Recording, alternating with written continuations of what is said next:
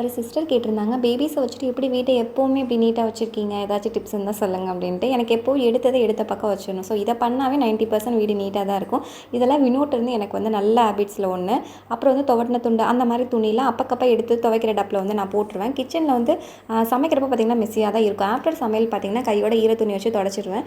2 டேஸ்க்கு ஒன்ஸ் பார்த்திங்கன்னா லைசால் போட்டு அதில் வந்து தொடச்சி விட்டுருவேன். வீக்லி ஒன்ஸ் வந்து பார்த்திங்கன்னா டீப் க்ளீன் பண்ணிவிடுவேன். தென் நீங்களாம் டஸ்ட்டு போடுமோ அங்கெல்லாம் டெய்லி ஒரு 5 மினிட்ஸ் ஒதுக்கி ஈர துணி வச்சு அப்படியே வந்து தொடச்சிருங்க. தென் வந்து பார்க்க எப்போவுமே இப்படி பண்ணிட்டு இருந்தீங்கன்னா நல்லா பளிச்சுன்னு இருக்கும். அப்புறம் டாய்ஸ்லாம் கண்டபடி தான் கிடக்கும் பேபிஸ் இருக்க வீட்டில். முடிஞ்ச அளவுக்கு அவங்க தூங்கினதுக்கப்புறம் அதெல்லாம் எடுத்து வச்சுருங்க.